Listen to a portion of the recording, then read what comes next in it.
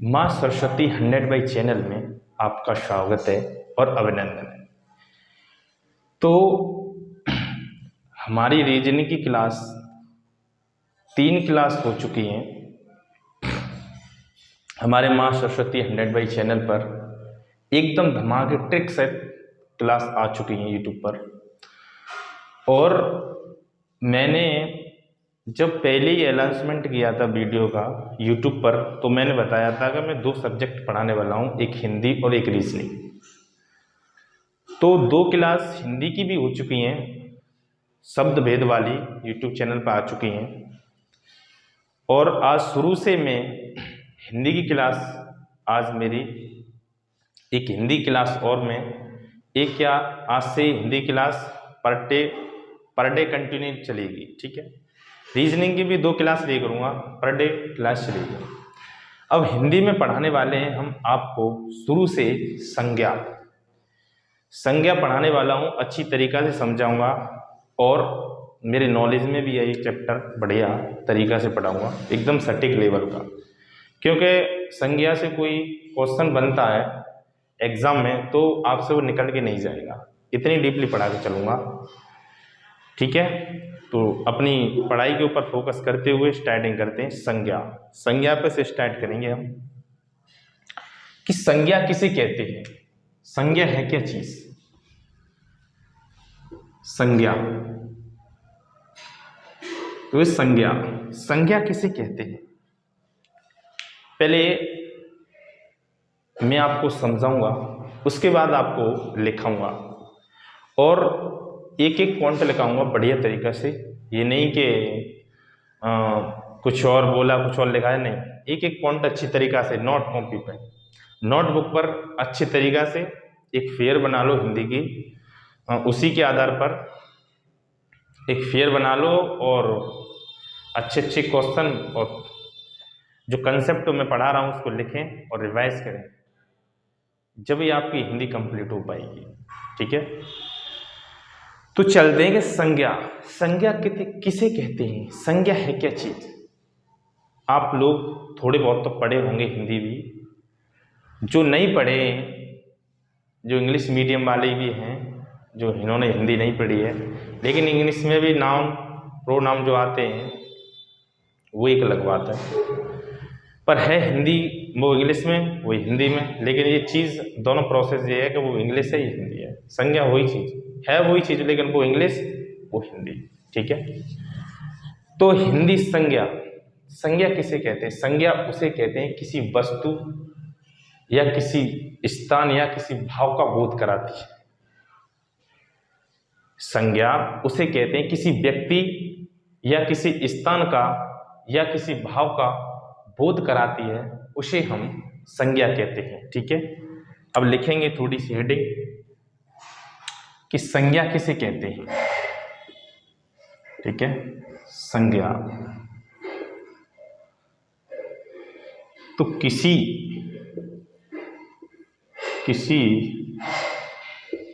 व्यक्ति या किसी स्थान या किसी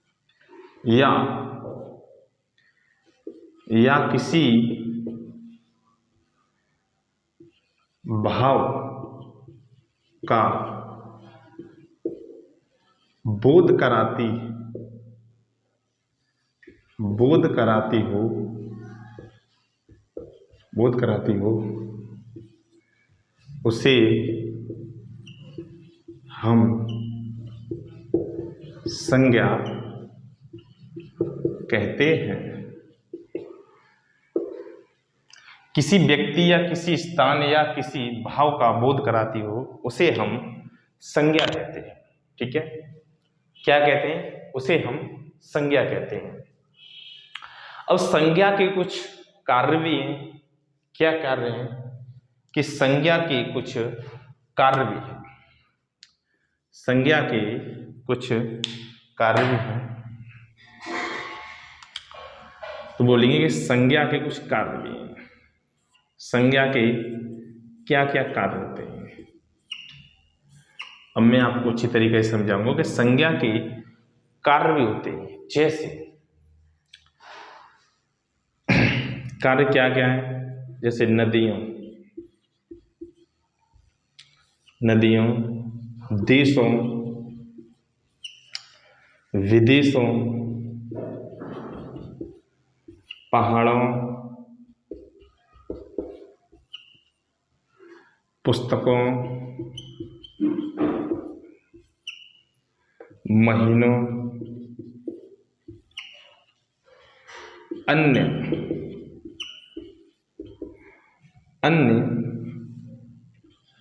अन्य चीजों का बोध कराती है।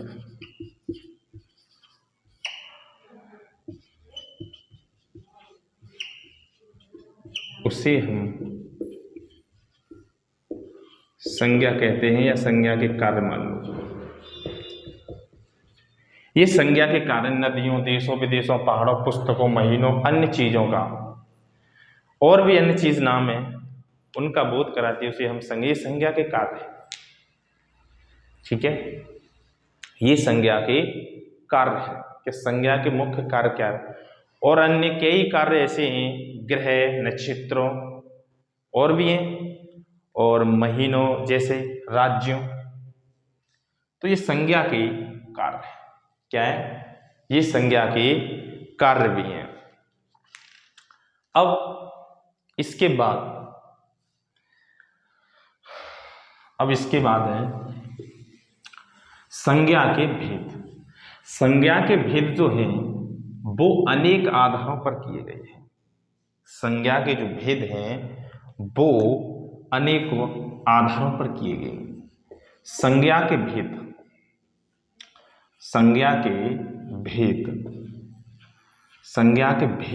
जो हैं वो अनेक आधारों पर किए गए हैं। वस्तु संज्ञा के भेद वह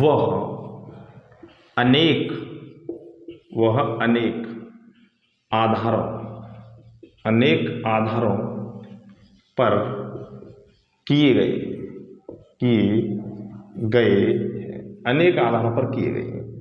संज्ञा के जो भेद हैं वो अनेक आधारों पर किए गए हैं। वो कौन कौन से अनेक आधारों पर की गई? वस्तु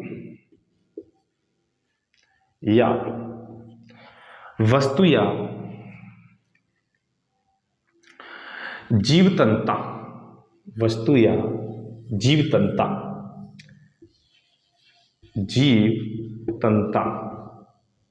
वस्तु या जीवतंता या आजीवतंता,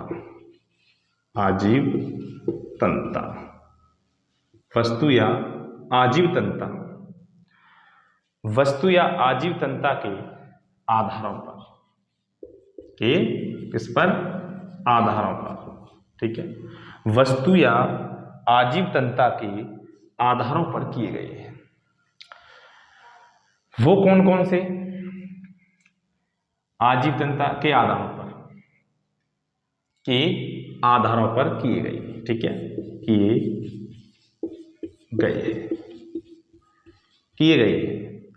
अब इसके बाद ये मिटा दूं कि आधारों पर किए गए। वो कौन कौन से आधार पे किए? एक है हमारा आधार, एक है प्राणवाचक।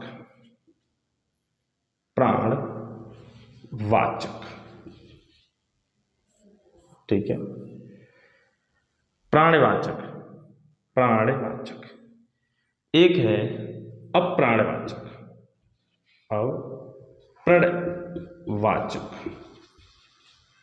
अप्राणवाचक। अब प्राणवाचक और अप्राणवाचक संज्ञा ये दो हैं। ठीक है, अप्राणवाचक और प्राणवाचक संज्ञा ये दो हैं। अब प्राणवाचक कौन से हैं और अप्राणवाचक कौन से हैं? वो कैसे? प्राणवाचक वो होते हैं जैसे लड़का, पशु पक्षियों आदि। प्राणवाचक वो होते हैं जो कि वो जीवित होते हैं, जो बोल सकते हैं, चल सकते हैं, और वो होते हैं प्राणवाचक संज्ञा। अब प्राणवाचक संज्ञा जो बोल नहीं सकते, वो चल नहीं सकते, जैसे कि दीवार, ईंट है। दीवार बोल सकती है क्या? जैसे पेड़ बोल सकते हैं क्या? चल सकते हैं? नहीं चल सकते। तो प्राणवाचक वो संज्ञा होती है जो कि बोल सकते हैं, चल सकते हैं, और अप्राणवाचक वो होती है दीवार, ईंट, जो चल नहीं सकते, वो बोल नहीं सकते, जो स्थिर रहते हैं, वो होते हैं अप्राणवाचक। और प्राणवाचक संज्ञा जो बोल सकते हैं, चल फिर सकते हैं, और भी, उसे हम प्राणवाचक संज्ञा कहते हैं। ठीक है, अब यहां तक समझ में आया नहीं आया? संज्ञा के भेद वो अनेक आधारों पर किए गए हैं, वस्तु या आजीव तंत्र या आजीव तंत्र के आधारों पर किए गए हैं। जैसे कि प्राणवाचक संज्ञा, अप्राणवाचक संज्ञा। प्राणवाचक संज्ञा वो होती है लड़का, पशु, पक्षी आदि जो बोल चल सकते हैं, चल सकते हैं, फिर सकते हैं। और प्राणवाचक संज्ञा वो जो जैसे दीवार, ईंट, पेड़, जो बोल नहीं सकते और नहीं चल सकते, उसे हम अप्राणवाचक संज्ञा कहते हैं। ठीक है, अब इससे आगे, अब प्राणवाचक संज्ञा ये अब आता है कि पहला वर्गीकरण मतलब गणना के आधार पर, जो गणना होती है उसके आधार पर। तो अब मिटाते हैं।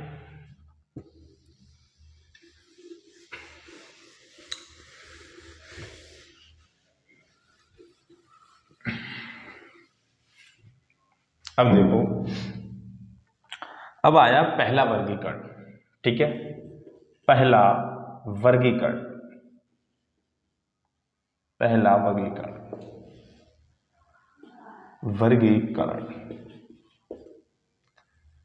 अब पहला वर्गीकरण ये क्या है, क्या नहीं है, समझना, थोड़ा सा समझना, उसके बाद लिखाऊंगा। पहले थोड़ा सा समझना है, उसके बाद लिखवाऊंगा। पहला वर्गीकरण गणना के आधार पर, जैसे आम को हम गिन सकते हैं 1 2 3, तो ये क्या होगी? गणना के आधार पर। मैं बोल रहा हूं पहला वर्गीकरण है जो कि गणना के आधार पर आम को हम गिन सकते हैं 1 2 3। अब जैसे दूध को हम गिन नहीं सकते लेकिन माप सकते हैं। प्रेम को हम गिन नहीं सकते लेकिन किसी से कर सकते हैं। घृणा हम नहीं माप सकते, नहीं तोल सकते, लेकिन कर सकते हैं। ठीक है, तो ये होता है गणना के आधार पर। जो गिने जाते वो अलग, और जो नहीं गिने जाते वो अलग। ठीक है, तो मैं बोला हूं पहला वर्गीकरण तो गणना के आधार पर,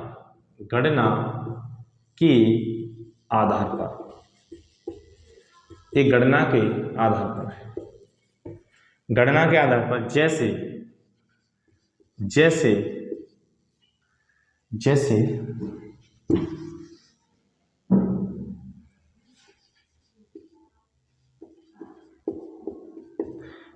कि आम को हम गिन सकते हैं, गिन सकते हैं। जैसे आम को हम गिन सकते हैं, लेकिन आम को हम गिन सकते हैं। ठीक है, और जैसे दूध को हम माप सकते हैं, लेकिन गिन नहीं सकते।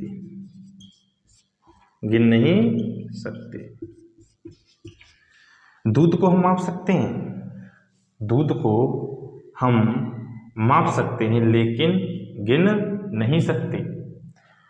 जैसे गिन नहीं सकते, ऐसे जैसे प्रेम,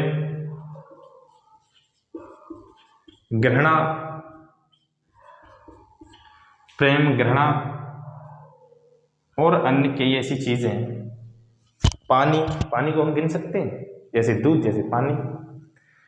तो ये होता है गणना के आधार पर, ठीक है, गणना के आधार पर। जैसे कि हम आम को गिन सकते हैं, 1 2 3 4 5 आम को हम गिन सकते हैं, लेकिन दूध को हम गिन नहीं सकते, माप सकते हैं लीटर से, ठीक है।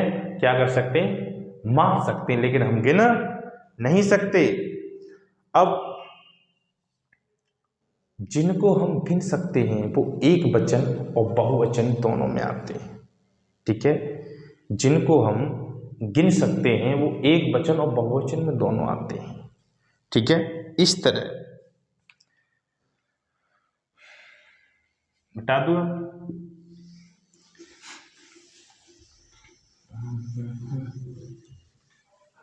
ये पहला वर्ग कहने वाला, ठीक है।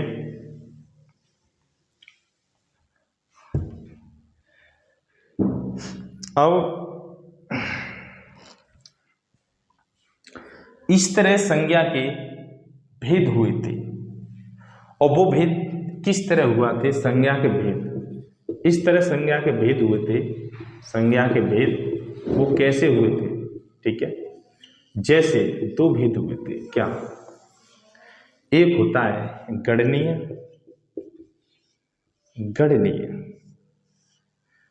और एक होता है अगणनीय। क्या, अगणनीय, अगणनीय, एक होता है अगणनीय, ठीक है। गणनीय कौन सा होता है, जो गिना जाता है, इसमें एक वचन, इसमें एक वचन और बहुवचन दोनों आते हैं, ठीक है। इसमें एक वचन और बहुवचन दोनों आते हैं, लेकिन इसमें एक और आता है बहुवचन में जातिवाचक जो होता है, वो जातवाचक जो होता है वो गणनीय में आता है, और जो अगणनीय होता है वो उसमें, जैसे किसी की अगणनीय हम गणना नहीं कि भाव, किस चीज का कितना भाव है कह नहीं सकते। जैसे अब इसमें आ जाओ कि जातिवाचक, जातिवाचक तो है इसमें, इसमें नहीं आएगा।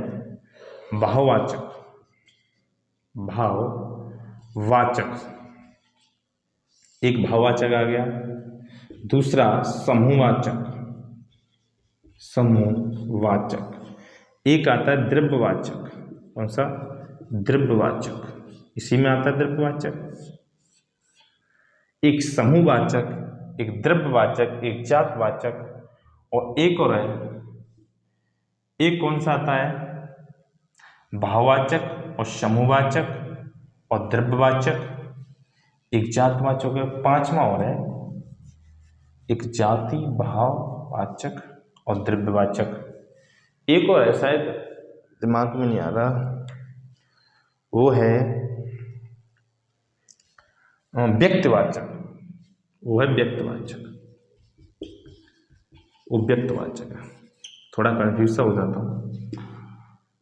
तो ये है, ये गणनीय में आता है एक वचन और बहुवचन, जो जातिवाचक, और अगणनीय में आता भाववाचक, समूहवाचक, द्रव्यवाचक और जातवाचक। ये होता है, ये अगणनीय होता है, ये होता है गणनीय। बहुत डीपली पढ़ा के चल रहा हूँ, जो कि आपने कहीं नहीं पढ़ा होगा। ये चैनल पे पहली बार वीडियो आ रही है, अच्छी तरीका से पढ़ा के चल रहा हूँ, एकदम कंसेप्ट के अनुसार, ठीक है। तो अगणनीय और गणनीय संख्या ये दो हैं, ये संज्ञा के यहीं से भेद हुए, ठीक है। तो आज हमारी क्लास यहीं तक रहेगी, क्योंकि छोटी छोटी वीडियो ही अपलोड हो पाती हैं। इतने मेरे पास वाईफाई की सुविधा नहीं है, और इतनी अच्छी मेरे पास वाईफाई और कैमरे जैसे मेरे पास इतनी अच्छी सुविधा नहीं है। इससे मैं आगे और बढ़िया तरीका से, लेकिन आपका कुछ सहयोग रहा तो हर चीज़ की कामयाबी मिलेगी, ऐसी कोई बात नहीं। अच्छे तरीक़ा से पढ़ाऊंगा, एकदम सटीक लेवल का, और पेपर के लेवल जैसे ही पढ़ाऊंगा, ठीक है। माँ सरस्वती 100 चैनल को सब्सक्राइब करें और शेयर करें, जो कि आगे तक वीडियो तुम जैसे भाई बहनों के पास पहुँचे, और वीडियो देखकर वो भी कुछ उन्नति कुछ कर सकें, अपने माँ बाप का सपना पूरा कर सकें।